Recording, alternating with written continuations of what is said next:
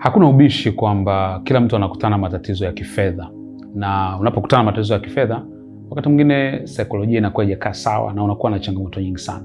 Lakini pia ni kitu cha muhimu kukielewa na kukijua kwamba wako watu wengi ambao wanakutana matatizo ya kifedha ya kujitakia.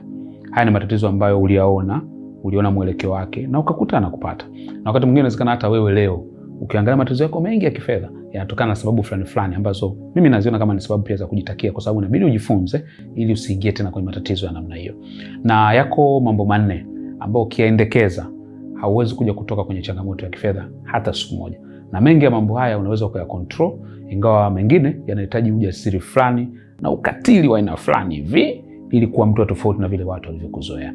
Eneo la kwanza kabisa ni kuchangia zaidi ya uwezo wako. Hii kwa kweli itakuletea umaskini. Ngoja nikwambie kitu kimoja.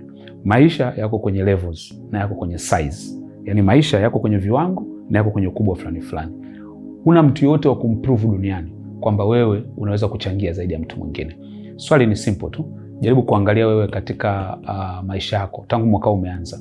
Umechangia michango ya harusi kiasi gani? Mwaka jana peke yake ulichangia michango ya harusi kiasi gani? Umechangia michango ya birthday kiasi gani? Sasa sisemi kwamba usichangie. Pointi yangu hapa ni kwamba usichangie zaidi ya uwezo wako. Kikubwa unachoweza kuangalia ni asilimia ngapi ya pesa yako inaenda kwenye hii michango ambayo ni zaidi ya uwezo wako. Usishindane na watu katika kuchangia. Ni muhimu, cha muhimu zaidi ni kuonyesha moyo wako katika kile kitu. Kwa hiyo angalia uwezo wako na wewe usiwe na pressure yote ile, changia kulingana na uwezo wako. Mimi nilichojifunza hapa ni kwamba hivi, ukichangia kulingana na uwezo wako mara ya kwanza watu watakushangaa. Lakini ukichangia mara ya pili watu watasema kumbe ndo alivyo. Ukichangia mara ya tatu wanakutarajia. Wanasema yule bwana michango yake inakuwa hivi na hivi na hivi, au yule bwana kwenye mambo fulani hachangiagi kabisa. Kwa hiyo kama unataka usiingie kwenye changamoto ya kifedha, epuka kabisa kuchangia zaidi ya uwezo wako, lakini pia kuchangia mambo ambayo sio ya msingi, ambayo unajua kabisa usipoyachangia hayana madhara yote zaidi ya kushow tu kwamba mimi nimefanikiwa kifedha. Jambo la pili ni kwamba kuwakopea watu ambao ni wasumbufu. Aidha wasumbufu au wenyewe wametumia pesa zao vibaya. Hii pia ni tatizo kubwa sana. Unajua kuna watu wengi ambao nimekuta wameingia kwenye changamoto ya kifedha, amekopa kwa niaba ya mtu. Yaani mtu amepata changamoto afa anamwambia bwana naomba unisaidie. Na wengi wakija watalia, wataonyesha machozi, wataonyesha kwamba watalipa, hivyo wataapa na kuapa wataandikisha kwa wakopea sasa. Ukishawakopea, simu ya ile taasisi ya mikopo hawapigiwi wao, unapigiwa wewe. Alafu yule uliokopa kwa niaba yake amezima sasa simu. Hapo ndo utaona kimbembe sasa. Utajua kwamba hii issue sio ya mchezo. Afu riba ndio inaongezeka. Kule wanakujua wewe. Reputation yako unaanza kupata aibu, kila mtu anasema amekopa alipi. Lakini unajua umekopa kwa niaba ya mtu mwingine. Unaanza usumbufu, psychological utulia, akili kila saa simu imeita. Maana wewe itabidi uanze kuzima simu, utaanza kukimbia watu. Kwa nini? Kwa sababu ya kukopea wasumbufu. Kwa hiyo ni vizuri sana mtu anapokuja kukuomba ukope kwa niaba yake, kuna vitu fulani vya kujiuliza. Moja, ni angalia kwa nini ameingia kwenye matatizo. Ukimdadisi ukagundua kwamba ameingia kwenye matatizo kwa uzembe wa kutumia pesa zake vibaya, uwe na matarajio kwamba hata wewe ambaye unamkopea pia ataitumia vibaya, itakusumbua. Cha pili, jiweke kisaikolojia, jiulize swali kwamba ikitokea amenikimbia, ameshindwa kulipa, mimi niko tayari kulipa? Kama jibu lako ni ndio, nenda kamkopea. Lakini ukigundua huyu ni mtu msumbufu ambaye ana hiyo tabia ya mara kwa mara na kila wakati, jitahidi kujilinda na hicho kitu, kwa sababu mwisho wa siku atakayelipa ni wewe, atakayepata shida ni wewe, atakayeteseka ni wewe. Wakati mwingine inaonekana kama kitu cha kikatili fulani hivi, lakini kinakuweka salama. Kuna watu wamepata shida sana, wamekopa mikopo tena ile kausha damu, ameenda kukopa kwa niaba ya mtu. Na wengine wanachofanya unakuta anaenda kumwambia bwana nikopee milioni moja, alafu katika milioni moja nitakupoza 200,000 kwanza. Rafiki yangu, kweli hiyo 200,000 anaweza akakupa, yeye akaondoka na 800,000, lakini ile deni kule linaanza kuzidi. Unakuta ni la 20% mfano. Kwa kila mwezi unafuata 960. Mwezi unafuata inaongezeka tena unakuta milioni 1 na kitu. Mwezi mpaka inafika milioni 2. Wale kwenye kampuni hawamjui mtu mwingine. Wewe ndio uliweka dhamana, wewe ndio unajulikana.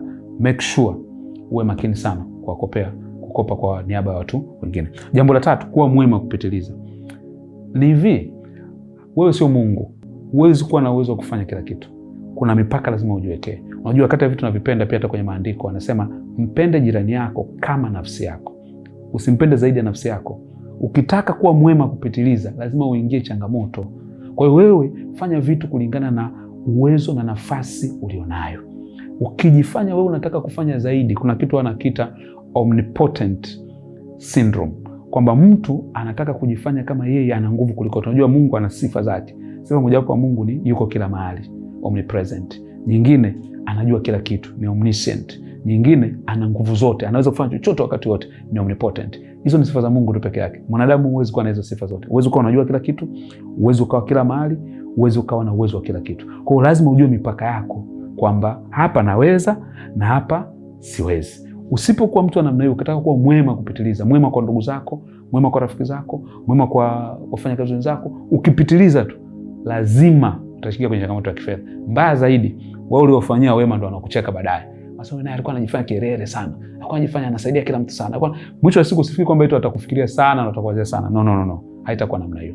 Jambo la 4, kutaka kuonesha ushindi kitu.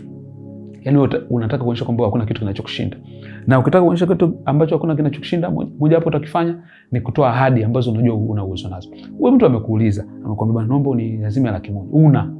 Jibu straight. Sema sina.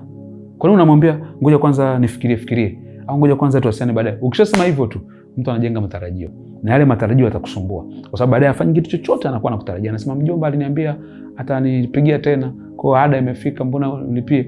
Na wanaanza kukusumbua. Huyu aliniambia kodi, nimuuliza kuhusu kodi akaniambia kwamba nisubiri hata nicheki kesho. Kama una sema sema siwezi, sema tutafanya wakati mwingine, sema na mimi nimebanwa, vitu vya namna hiyo. Watakuchukia kweli, watakuona pengine hujali, lakini ndio uwezo wako ulionao. Siku zote kumbuka, matatizo ya kifedha ya kujitakia yanaumiza sana, kwa sababu yatakukuta kipindi ambacho unaona uhitaji. Ndio unakuta mtu ili amsaidie mtu naye anaenda anakopa ili akamsaidie mtu. Sasa maisha namna hiyo huwezi kuyafurahia. Kuna kitabu changu kimoja kinaitwa Nidhamu ya Pesa. Natamani sana ukipata ukisome. Unaweza ukatumia namba zinazoonekana hapo kwenye screen ukakitafuta, kipo kwenye soft copy au kwenye hard copy. Kitakusaidia sana namna gani unaweza ukajenga hizo nidhamu za pesa. Kwa sababu mwisho wa siku ukiwa una changamoto za kifedha, watu wengi ambao uliwasaidia wanaweza usionekane. Pili, wanaweza usione wajibu, wakawepo lakini wasione wajibu wa kusaidia. 3, wataishia kukucheka. Usipojipanga, utajikuta kwamba muda wa kujipanga umeisha na kilio kimekuwa ndicho cha kwako. Nikipenda nisikie wewe umewahi kuingia kwenye changamoto ya kifedha kwa sababu kati ya hizi ambazo nimezitaja, ili tujue namna gani pia tunaweza tukajifunza kutoka kwako na tuwe bora kuliko ambavyo tuko leo. See you at the top.